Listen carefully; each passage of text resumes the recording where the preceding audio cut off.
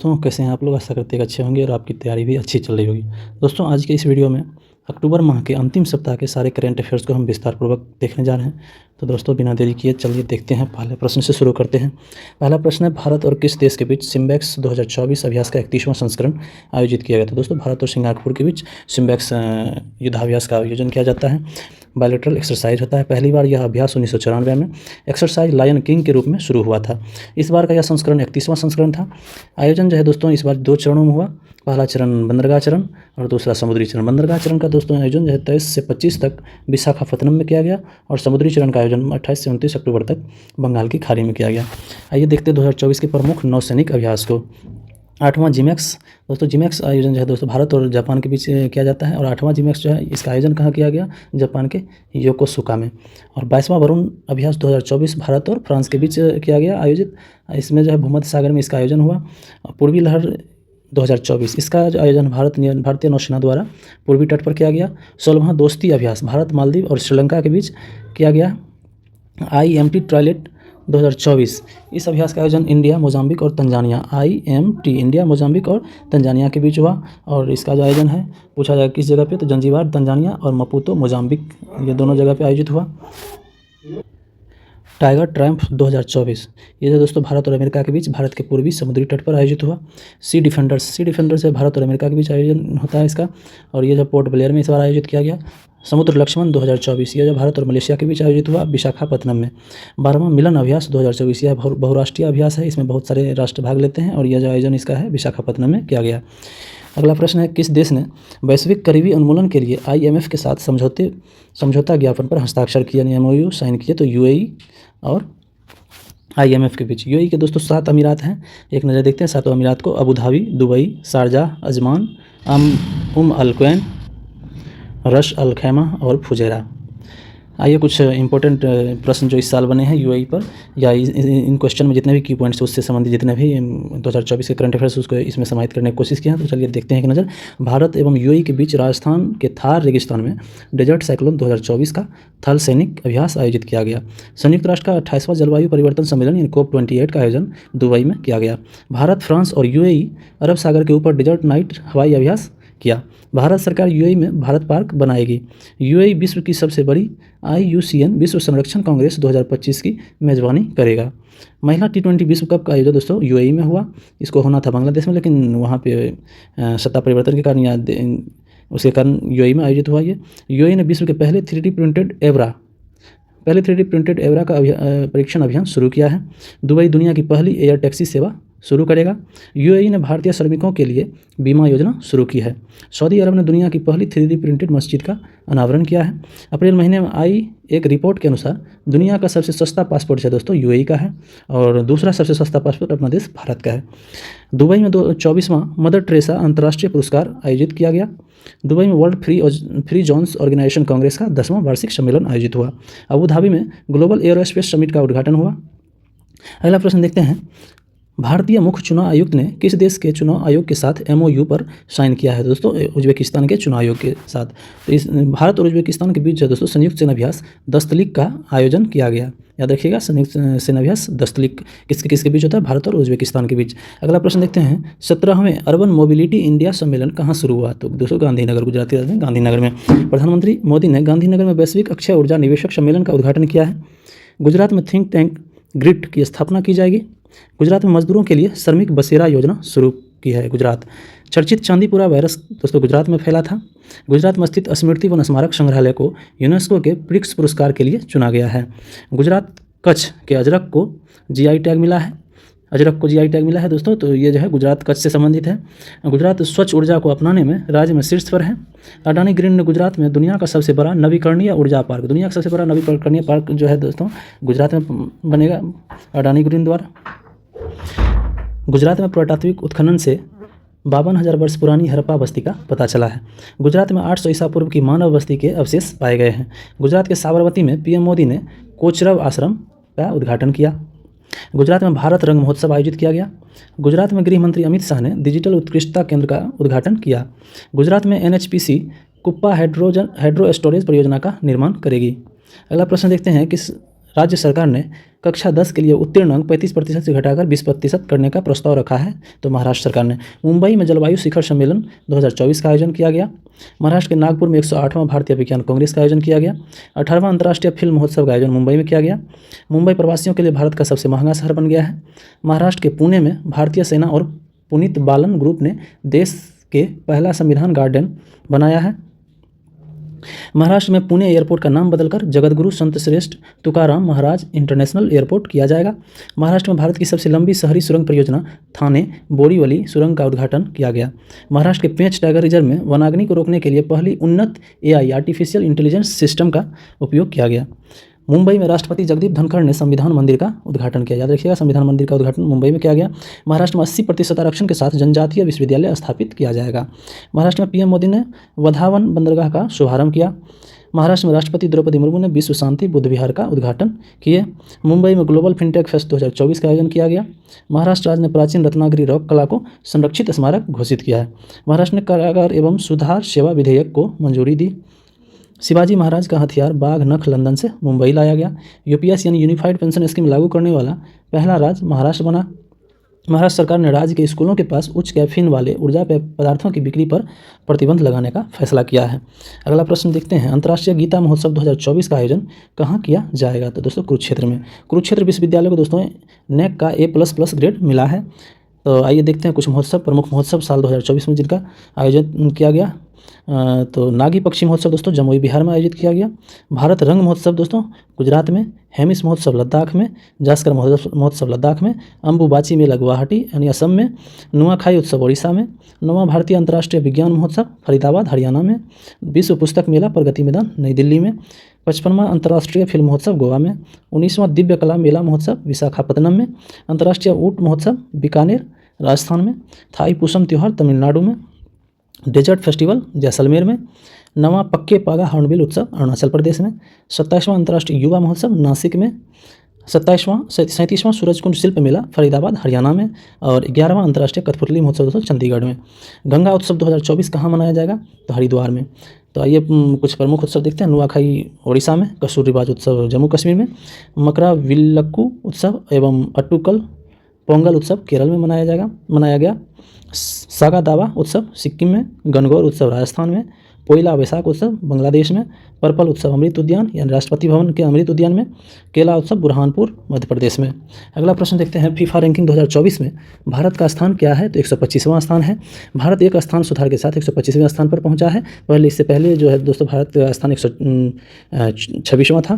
FIFA ranking 2024 में Argentina पहले स्थान पर है, दूसरे स्थान की बात करें तो फ्रांस और तीसरे स्थान पर स्पेन है। आइए एक बार हॉकी की रैंकिंग को भी देखते हैं। हॉकी में जो है दोस्तों नीदरलैंड पहले स्थान पर, दूसरे स्थान पर जर्मनी, तीसरे स्थान पर इंग्लैंड और भारत जो है 5वें स्थान पर है, याद रखिएगा। और कुछ महत्वपूर्ण क्रिकेट से संबंधित रैंकिंग भी दिए हैं सारे, तो इनको देख लीजिएगा। हमारे यूट्यूब चैनल पर इस PDF को हम डाल देंगे, तो आप वहाँ से ज्वाइन करके सारे PDF से देख सकते हैं। अगला प्रश्न देखते हैं दोस्तों, किसे सखारोव पुरस्कार 2024 मिला है? तो सखारोव पुरस्कार 2024 दोस्तों मारिया कोरिना मचाडो एवं एडमंडो गोंजलेस उरुतिया को। तो आइए कुछ महत्वपूर्ण पुरस्कार देखते हैं। मिस अमेरिका 2024 का पुरस्कार किसे मिला है? मेडिसन मार्स अमेरिका के। मिस वर्ल्ड 2024 दोस्तों क्रिस्टिना पेजेस्कोवा चेक गणराज्य की। मिस इंडिया वर्ल्ड वाइड 2024 ध्रुवी पटेल को मिला है। ग्लोबल प्रेस्टीज अवार्ड 2024 UK संसद द्वारा किसे दिया गया? विनोद बच्चन को। IOC इंटरनेशनल ओलंपिक कमेटी का ओलंपिक ऑर्डर अवार्ड किसे दिया गया? तो अभिनव बिंद्रा जी को। एवेल पुरस्कार 2024 मिशेल टेलाग्रैंड फ्रांसीसी गणितज्ञ को मिला। पेन प्रिंटर पुरस्कार 2024 अरुंधति राय को मिला है। अरुंधति राय दोस्तों ये लेखक हैं। Under water photographer of the year 2024 का पुरस्कार दोस्तों एलेक्स डॉसन को, स्वीडन के जो हैं उनको मिला है। प्रिज्कर आर्किटेक्चर पुरस्कार 2024 रिकेन यामामोटो को मिला है। Global excellence award 2024 Chandrakant Satija को मिला है। अगला प्रश्न देखते हैं, महात्मा गांधी नेतृत्व पुरस्कार किसे सम्मानित किया गया है? तो दारा सिंह खुराना को। गांधी शांति पुरस्कार 2021 का जो है दोस्तों किसे प्रदान किया गया है? तो गीता प्रेस गोरखपुर को मिला। रिगोबाटा में मेंसू तुंग को गांधी मंडेला पुरस्कार 2024 से जुलाई 2024 में सम्मानित किया गया, यानी 2020 के पुरस्कार जुलाई 2024 में दिया गया। लता मंगेशकर पुरस्कार 2023 जो है दोस्तों S चित्रा को मिला।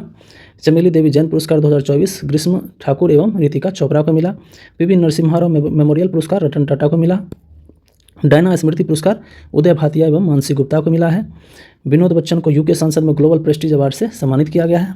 रूस के सर्वोच्च नागरिक पुरस्कार ऑर्डर ऑफ सेंट एपोस्टल से पीएम मोदी को सम्मानित किया गया। डॉक्टर सी नारायण रेड्डी साहित्य पुरस्कार शिव शंकरी को मिला है। चिरंजीवी कोनिडेला को गिनीज वर्ल्ड रिकॉर्ड द्वारा भारतीय फिल्म उद्योग में उत्कृष्ट अभिनेता के पुरस्कार से सम्मानित किया गया। याद रखिएगा। 24वां मदर टेरेसा अंतर्राष्ट्रीय पुरस्कार किसको दिया गया दोस्तों? दुबई में आयोजित किया गया है। सॉरी, ये दिया किसको गया ये तो नहीं इंक्लूड किया है। अगला प्रश्न देखते हैं। एडीबी ने किस राज्य में 500 मेगावाट सौर संयंत्र के लिए $434 मिलियन के ऋण को मंजूरी दी है? तो असम में 500 मेगावाट सौर संयंत्र के लिए एडीबी से ऋण लिया असम सरकार। इससे संबंधित और प्रश्न देखते हैं। यूएई ने दुनिया का सबसे बड़े सिंगल साइट सौर संयंत्र का उद्घाटन किया है। नेपाल अंतर्राष्ट्रीय सौर गठबंधन का 101वां सदस्य बन गया है। पराग्वे 100वां सदस्य और 99वां की बात करें तो स्पेन। भारत का सबसे तेज़ सौर इलेक्ट्रिक 9 बाराकूडा यानी सौर इलेक्ट्रिक से चलने वाली 9 बाराकूडा केरल में लॉन्च किया गया है। पेरियार टाइगर रिजर्व में पहली बार बिजली उत्पादन के लिए पवन टरबाइन स्थापित किया गया है। पीएम मोदी ने गांधीनगर में वैश्विक अक्षय ऊर्जा निवेशक सम्मेलन का उद्घाटन किया है। वैश्विक ऊर्जा संक्रमण सूचकांक 2024 में भारत 63वां स्थान पर एवं शीर्ष पर स्वीडन रहा। भारत की अक्षय ऊर्जा क्षमता एक दशक में 165% बढ़ी है। अब दोस्तों इस प्रश्न में असम की पॉइंट के रूप में है, तो असम से संबंधित प्रमुख करंट अफेयर्स देखते हैं 2024 के। असम ने आपदा प्रबंधन के लिए ड्रीम्स प्लेटफॉर्म का अनावरण किया है। असम सरकार ने बाल विवाह को रोकने के लिए मासिक वजीफा देने की घोषणा की है। असम ने न्याय प्रदान करने के लिए पहली गवाह संरक्षण योजना शुरू की है। असम सरकार अगले वर्ष 20 अगस्त को सूता दिवस के रूप में मनाएगी। असम के रेमोना नेशनल पार्क में संकटग्रस्त मेनलैंड सिरों को देखा गया है। असम के चराइदेव मोइदम को यूनेस्को की विश्व धरोहर सूची में शामिल किया गया है। याद रखिएगा चराइदेव मोइदम को। खबरों में रहा पोबितोरा वन्यजीव अभ्यारण्य एवं सोनाई रूपाई वन्यजीव अभ्यारण्य दोस्तों असम में है। याद रखिएगा पोबितोरा एवं सोनाई रूपाई वन्यजीव अभ्यारण्य कहाँ है? असम में। असम के मांजुली मुखोटे और पांडुलिपि पेंटिंग को जीआई टैग मिला है। किसको? मांजुली मुखोटे एवं पांडुलिपि पेंटिंग को जीआई टैग मिला है। असम में पीएम मोदी ने लाचित बोरफुकन की 125 फीट ऊंची प्रतिमा का अनावरण किया है। असम में लव जिहाद के दोषी को उम्र कैद की सजा दी जाएगी। असम सरकार ने मुस्लिम मैरिज एवं डिवोर्स एक्ट को खत्म कर दिया है। असम सरकार ने जादुई उपचार पर प्रतिबंध लगाने वाला विधेयक पारित किया है। असम सरकार ने आधार कार्ड के लिए एनआरसी रसीद संख्या को अनिवार्य कर दिया है। अगला प्रश्न देखते हैं। विश्व तैराकी दिवस कब मनाया गया? तो विश्व तैराकी दिवस दोस्तों 26 अक्टूबर को मनाया गया। तो विश्व तैराकी दिवस दोस्तों हर साल चौथे शनिवार को मनाया जाता है। पराक्रम अक्टूबर के चौथे शनिवार को सभी याद रखिएगा। पराक्रम दिवस दोस्तों नेताजी सुभाष चंद्र बोस की जयंती पर 23 जनवरी को मनाया गया। समर्पण दिवस पंडित दीनदयाल उपाध्याय की जयंती को 11 फरवरी को मनाया गया। शहीद दिवस बिहार सरकार द्वारा 15 फरवरी यानी मुंगेर में कोई जिला था वहाँ आंदोलन किया था, पुलिस थाने पर हमला बोला था आंदोलनकारी, मतलब आज़ाद 1942 में भारत छोड़ो आंदोलन में। तो उसी दिन को याद करने के लिए 15 फरवरी को शहीद दिवस के रूप में बिहार सरकार द्वारा मनाया गया। समानता दिवस अम्बेडकर जयंती को यानी समानता दिवस के रूप में 14 अप्रैल को मनाया गया। विश्व फुटबॉल दिवस संयुक्त राष्ट्र द्वारा दोस्तों 25 मई को मनाया गया। संविधान हत्या दिवस 25 जून को। ये सारे दोस्तों करंट अफेयर जो है बहुत महत्वपूर्ण है, इसको याद रखिएगा ये दिवस, क्योंकि ये हाल फिलहाल में शुरू हुआ है मनाना इसको। भाला फेंक दिवस दोस्तों भारतीय एथलेटिक्स महासंघ द्वारा 7 अगस्त को मनाया गया है, क्योंकि इसी दिन नीरज चोपड़ा द्वारा गोल्ड मेडल जीता गया था ओलंपिक में। विभाजन विभीषिका स्मृति दिवस 14 अगस्त को। राष्ट्रीय अंतरिक्ष दिवस 23 अगस्त को। अंतरिक्ष दिवस दोस्तों 23 अगस्त को इसलिए मनाया गया क्योंकि चंद्रयान 23 अगस्त को चंद्रमा पर सफलतापूर्वक लैंडिंग किया था। तो राष्ट्रीय डॉल्फिन दिवस 5 अक्टूबर को मनाया गया। नीलगिरी तहर दिवस 7 अक्टूबर को। अंतर्राष्ट्रीय बायोस्फीयर रिजर्व दिवस 3 नवंबर को। जनजातीय गौरव दिवस दोस्तों बिरसा मुंडा के जयंती पर 15 नवंबर को मनाया गया। मैत्री दिवस भारत और बांग्लादेश की मैत्री नाम से युद्धाभ्यास भी होता है और मैत्री दिवस इनके रिश्ते के लिए मनाया जाता है। तो मैत्री दिवस 6 दिसंबर को मनाया गया। वीर बाल दिवस 26 दिसंबर को मनाया गया 2023 में, तो याद रखिएगा। अगला प्रश्न देखते हैं। पोलियो दिवस कब मनाया गया? पोलियो दिवस 24 अक्टूबर को मनाया गया। इसका थीम याद रखिएगा दोस्तों, इंपॉर्टेंट है theme, a global mission to reach every child. Polio दिवस का जो थीम है दोस्तों, a global mission to reach every child. कुछ प्रमुख दिवस देखते हैं। विश्व पर्यटन दिवस 27 सितंबर, और इसके थीम को देखते हैं। थीम इंपॉर्टेंट जिसका था उसको मैंने इसमें लिया है। तो विश्व पर्यटन दिवस का थीम जो है दोस्तों टूरिज्म एंड पीस है। राष्ट्रीय अंतरिक्ष दिवस 23 अगस्त को जो मनाया गया है इस बार, तो इसका थीम भी अनिवार्य रूप से याद रख लीजिएगा, चंद्रमा को छूते हुए जीवन को छूना, भारत की अंतरिक्ष का था। अंतर्राष्ट्रीय चंद्र दिवस 20 जुलाई को मनाया गया। इसकी थीम याद रखिएगा, इसका छाया को रोशन करना। विश्व जनसंख्या दिवस 11 जुलाई को मनाया गया। इसका थीम है किसी को पीछे न छोड़ें, सभी की गिनती करें। अगला देखते हैं। अंतर्राष्ट्रीय ओलंपिक दिवस 23 जून को मनाया गया, और इसका जो थीम है दोस्तों, चले और जश्न मनाएं। अंतर्राष्ट्रीय योग दिवस 21 जून को मनाया गया। इसका थीम याद रखिएगा, स्वयं और समाज के लिए योग। विश्व महासागर दिवस 8 जून इसका थीम नई गहराइयों को जगाओ है। और विश्व पर्यावरण दिवस 5 जून को मनाया गया, जिसका थीम है हमारी भूमि हमारा भविष्य, हम #जनरेशन रिस्टोरेशन है। विश्व पृथ्वी दिवस 22 अप्रैल को मनाया जाता है और इसका थीम है प्लेनेट वर्सेस प्लास्टिक। याद रखिएगा, ये सब इंपॉर्टेंट सारे दिवस हैं और इसका थीम भी बहुत इंपॉर्टेंट है, कई बार पूछे गए हैं, तो इसलिए इनको मैंने इसमें शामिल किया है। याद रखिएगा, सारे इंपॉर्टेंट है। और हाँ, अगर आपको PDF चाहिए तो हमारे टेलीग्राम चैनल का नाम रटूमल है, उस पर जाकर ये PDF पा सकते हैं, उस पर मैं इन सभी PDF को डाल दूँगा। तो अगला देखते हैं, विश्व जल दिवस 22 मार्च को, और इसका थीम है शांति के लिए जल का लाभ उठाना। शांति के लिए जल का लाभ उठाना, विश्व जल दिवस शांति के लिए जल का लाभ उठाना। अंतर्राष्ट्रीय महिला दिवस 8 मार्च को मनाया जाता है, पता ही होगा। महिलाओं में निवेश करें, प्रगति में तेजी लाएं। इसका थीम था नीति आयोग की 9 गवर्निंग काउंसिल की बैठक का विषय विकसित भारत @2047, विकसित भारत @2047। याद रखिए, नीति आयोग की 9वीं गवर्निंग काउंसिल की बैठक का विषय। अगला प्रश्न देखते हैं, किसे JP मॉर्गन चेस इंडिया का CEO नियुक्त किया गया है? तो प्रणव चावरा को। किसे एक्सिस बैंक का MD एवं CEO नियुक्त किया गया है? अमिताभ चौधरी को। टाटा ट्रस्ट के CEO दोस्तों सिद्धार्थ शर्मा बने हैं। कहाँ एशियाई सुनहरी बिल्ली की पुनः पुष्टि की गई है? मानस राष्ट्रीय उद्यान। ये मानस राष्ट्रीय उद्यान दोस्तों कहाँ है? असम में। असम में दोस्तों राष्ट्रीय उद्यान की संख्या टोटल 7 है, याद रखिएगा, मैंने मंथली करंट अफेयर्स में इसको बताया है। असम के रेमोना नेशनल पार्क में संकटग्रस्त मैनोलैंड सीरो को देखा गया। NTPC और भारतीय सेना कहाँ सौर हाइड्रोजन माइक्रो ग्रिड स्थापित करेंगे? तो लद्दाख में। तो लद्दाख से संबंधित देखते हैं कुछ महत्वपूर्ण करंट अफेयर्स। खुबानी खिलौना महोत्सव दोस्तों लद्दाख में आयोजित किया गया। NTPC ने गुजरात के कच्छ में 500 मेगावाट की अपनी पहली नवीकरणीय योजना दायापार पवन परियोजना का शुरुआत किया है। तो याद रखिएगा, दायापार पवन परियोजना कहाँ शुरू किया गया है? तो गुजरात के कच्छ में, ये इंपॉर्टेंट है। पावर ग्रिड कंपनी को स्कॉच गोल्ड अवार्ड 2023 से सम्मानित किया गया है। लद्दाख के सी बर्कथॉर्न फल को GI टैग मिला है। विश्व का सबसे ऊंचा फाइटर एयरफील्ड का निर्माण कहाँ किया गया दोस्तों? लद्दाख में। भारत सरकार 2047 तक परमाणु ऊर्जा क्षमता को 1 लाख मेगावाट तक बढ़ाने का लक्ष्य रखा है। याद रखिएगा, कितने तक? 1 लाख मेगावाट तक 2047 तक में ऊर्जा क्षमता को बढ़ाएंगे, परमाणु ऊर्जा क्षमता को लक्ष्य है भारत सरकार का। अगला प्रश्न है, कौन सा देश कोयले से विद्युत उत्पादन बंद कर दिया है और ऐसा करने वाला वह पहला देश हो गया? तो यूनाइटेड किंगडम यानी UK लंदन। तो विश्व का सबसे बड़ा परमाणु संयंत्र दोस्तों JT60 ऐसे जापान में शुरू हुआ है, ये याद रखिएगा, इंपॉर्टेंट है, हाल फिलहाल करंट अफेयर से। JT60 ऐसे जापान में शुरू हुआ है, विश्व का सबसे बड़ा परमाणु संयंत्र। रोहिणी M गोडबोले का निधन हो गया, वह कौन थी? तो दोस्तों वो भौतिक विज्ञानी थी। कनक राजू का निधन हुआ, वे कौन थे? तो नर्तक थे। सीताराम येचुरी दोस्तों हाल फिलहाल के महत्वपूर्ण व्यक्तित्व जिनका निधन हो गया है, उनको एक बार देखते हैं। सीताराम येचुरी CPM का महासचिव थे।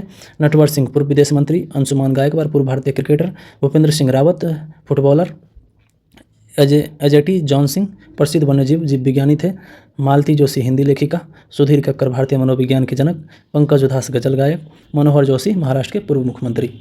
अगला प्रश्न देखते हैं, एशिया स्वच्छ ऊर्जा शिखर सम्मेलन 2024 कहाँ आयोजित किया गया? तो दोस्तों सिंगापुर में। 24वां SCO संघाई सहयोग संगठन शिखर सम्मेलन 2024 का आयोजन दोस्तों आस्ताना कजाकिस्तान में आयोजित किया गया। 50वीं G7 शिखर सम्मेलन 2024 का आयोजन इटली के अपुलिया के फसानो में किया गया।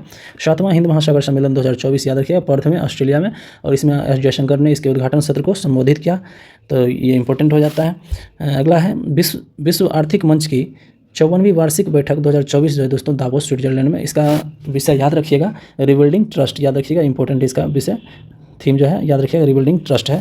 19वां गुटनिरपेक्ष यानी नॉन अलाइन मूवमेंट शिखर सम्मेलन का आयोजन कहाँ किया गया है? कंपाला यानी युगांडा की राजधानी कंपाला में। 9वां रायसीना डायलॉग 2024 का आयोजन नई दिल्ली में। मुख्य अतिथि जो है दोस्तों किरियाकोस मित्सोताकिस यानी ग्रीस के PM किरियाकोस मित्सोताकिस थे। और विषय इसका दोस्तों याद रखिएगा चतुरंगा, विषय जो था दोस्तों चतुरंगा में संघर्ष, प्रतियोगिता, सहयोग और सृजन, ये इंपॉर्टेंट इसका विषय याद रख लीजिएगा।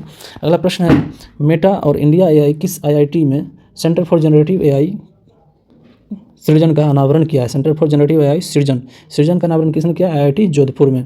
मेटा और इंडिया AI ने।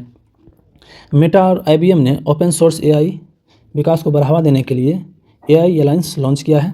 गूगल ने AI neural network Gemini AI launch किया है। याद रखिए सब इंपॉर्टेंट 2024 में जितने भी AI से संबंधित प्रश्न थे उनको मैंने एक जगह यहाँ लाया है, तो इनको देखिए, ये सारे इंपॉर्टेंट है। IBM ने 1000 से अधिक क्यूबिट वाले पहले क्वांटम कंप्यूटर का अनावरण किया है।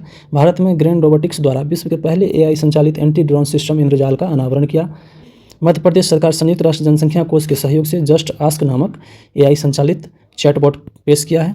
सीडैक पुणे में स्थापित भारत का AI सुपर कंप्यूटर एरावत को शीर्ष यानी सीडैक पुणे में स्थापित भारत का AI सुपर कंप्यूटर है जिसका नाम एरावत है, को शीर्ष 500 वैश्विक सुपर कंप्यूटिंग की सूची में 75वें स्थान पर रखा गया है। तो याद रखिएगा उनका रैंकिंग जो एरावत का है दोस्तों 75वां है। गूगल ने AI चैटबॉट बार्ड पेश किया है। गूगल का AI चैटबॉट क्या नाम है? बार्ड। अगला प्रश्न है, प्रधानमंत्री मुद्रा योजना के तहत ऋण सीमा 10 लाख से बढ़ाकर कितनी की गई है? तो दोस्तों 10 लाख से बढ़ाकर 20 लाख कर दिया गया है ऋण सीमा प्रधानमंत्री मुद्रा योजना के तहत। तो आइए कुछ महत्वपूर्ण योजना देखते हैं।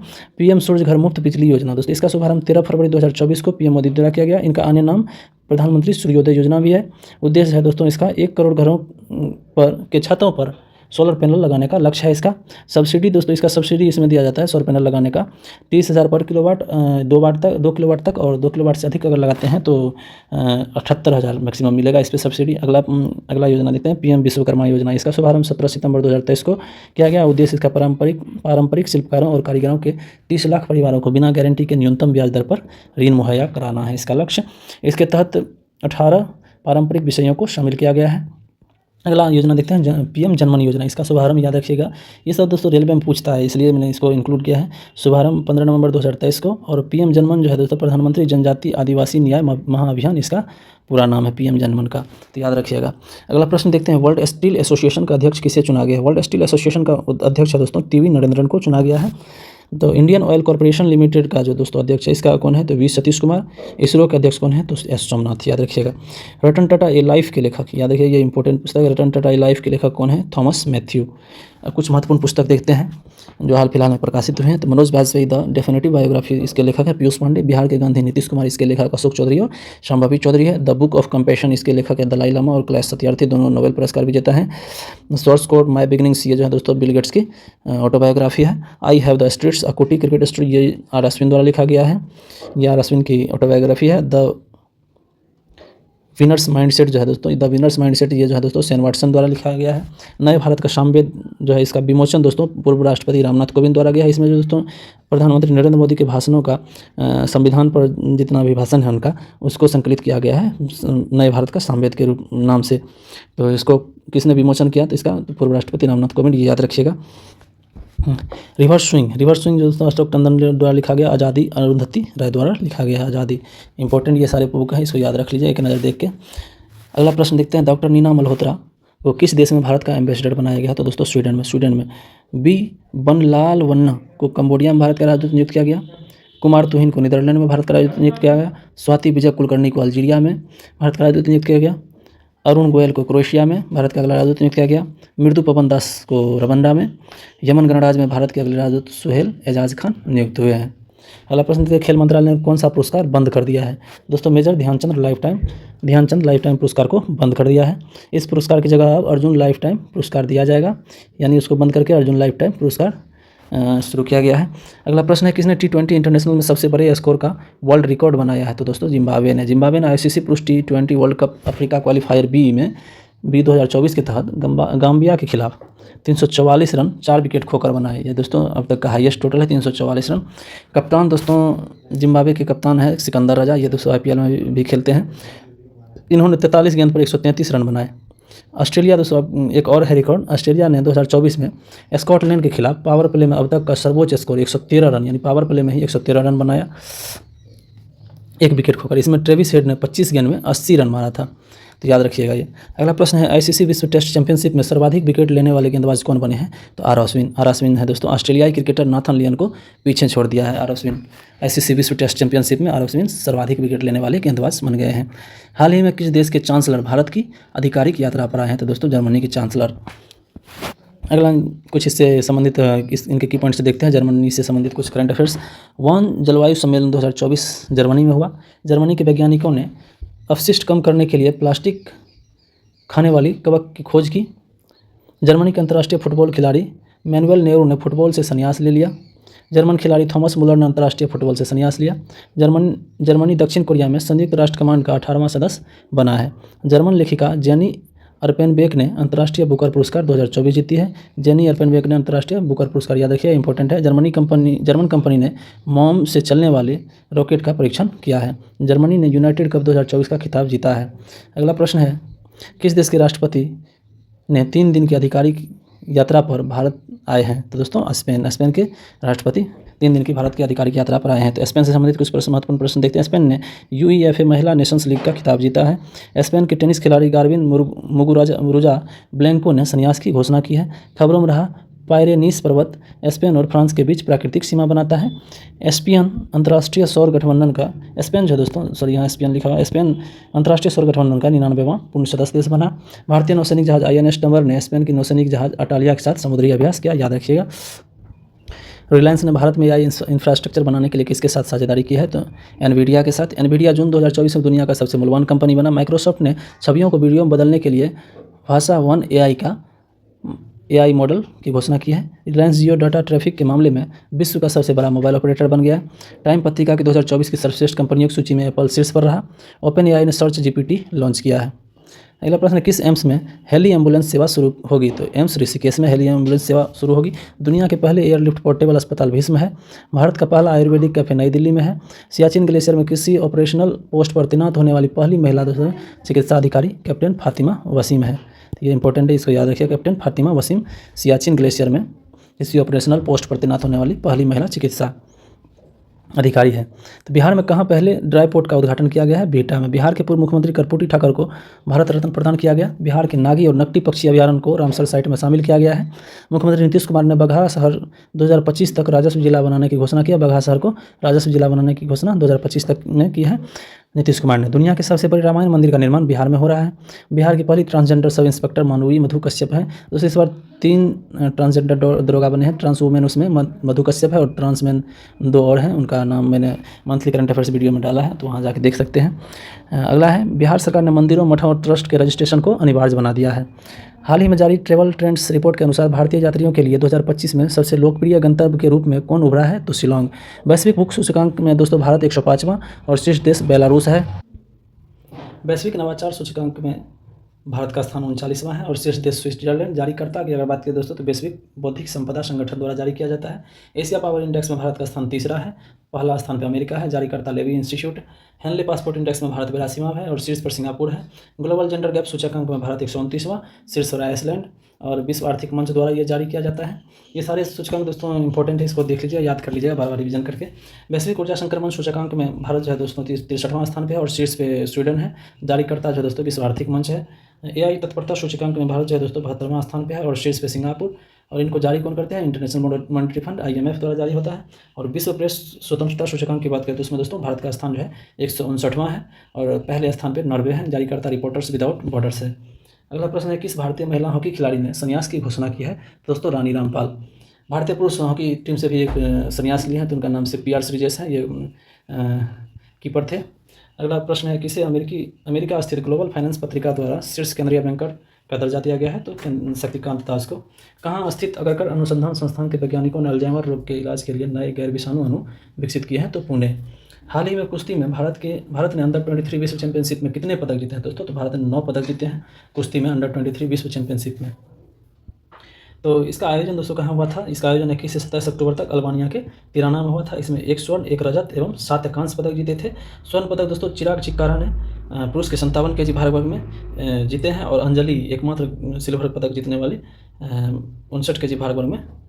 तो देखते हैं एक बार 9 पदक कौन कौन जीते हैं। चिराग चिक्कारा गोल्ड जीते हैं, अंजलि सिल्वर, विश्वजीत मोरे ब्रॉन्ज, मोनिका ब्रॉन्ज, नेहा शर्मा शिखा, अभिषेक ढाका, सुजीत कलकाल, विक्की, ये सभी दोस्तों टोटल 9 पदक जीते हैं, जिसमें 1 गोल्ड, 1 सिल्वर और 7 ब्रॉन्ज। तो याद रखिएगा, ये पूछ सकता है। अगला प्रश्न है, चिराग चिक्कारा ने अंडर 23 विश्व कुश्ती चैंपियनशिप में कौन सा पदक जीता? तो दोस्तों स्वर्ण पदक। मोहम्मद रिजवान किस देश की वनडे और T20 टीम के कप्तान बने हैं? दोस्तों पाकिस्तान के। विराट कोहली, रोहित शर्मा और रविंद्र जडेजा ने भी हाल ही में T20 क्रिकेट से संन्यास ले लिया है। सलामी बल्लेबाज शिखर धवन ने अंतर्राष्ट्रीय के साथ घरेलू क्रिकेट से रिटायरमेंट ले लिया है। MS धोनी की कप्तानी में डेब्यू करने वाले तेज गेंदबाज वरिंदर सिंह सरा ने अंतर्राष्ट्रीय क्रिकेट से संन्यास ले लिया। वेस्टइंडीज़ के खिलाड़ी देवेंद्र ब्रेवो ने भी T20 इंटरनेशनल से संन्यास ले लिया है। न्यूजीलैंड के क्रिकेटर ट्रेंट बोल्ट ने भी अंतर्राष्ट्रीय T20 क्रिकेट से संन्यास ले लिया है। अगला प्रश्न है, प्रधानमंत्री नरेंद्र मोदी ने किस देश के राष्ट्रपति को झारखंड की प्रसिद्ध सोहराई पेंटिंग उपहार में दी है? तो रूस के। तो दोस्तों इसमें मैंने सभी 2024 की जितने भी विदेशी यात्रा हैं प्रधानमंत्री उनको शामिल किया है, तो इनको देख लीजिएगा। पीडीएफ में टेलीग्राम चैनल रटूमल में डाल दूंगा, वहाँ से आप डाउनलोड करके देख सकते हैं। तो एक नज़र देख लेते हैं। फिर भी फरवरी में दोस्तों यूएई और कतर में, मार्च में भूटान, जून में इटली, जुलाई में रूस और ऑस्ट्रिया की यात्रा पर गए थे। 21 से 23 अगस्त तक पोलैंड यूक्रेन, 3 से 5 सितंबर ब्रुनेई और सिंगापुर, 21 से 24 सितंबर यूएस, 10 से 11 अक्टूबर लाओस, 22 से 23 अक्टूबर रूस, तो 13 से 19 अक्टूबर तक राष्ट्रपति। दोस्तों राष्ट्रपति की भी यात्रा हाल फिलहाल की देखते हैं। राष्ट्रपति द्रौपदी में 3 अफ्रीकी देशों अल्जीरिया, मोरिटानिया और मलावी की यात्रा पर गई। 13 से 19 अक्टूबर तक। भारतीय राष्ट्रपति द्रौपदी मुर्मू ने अगस्त में 3 देश फिजी, न्यूजीलैंड और तिमोर लेस्टे, यहाँ पर उनको दोस्तों वहाँ के सर्वोच्च नागरिक सम्मान भी इन देशों से मिले, तो उनको देख लीजिए।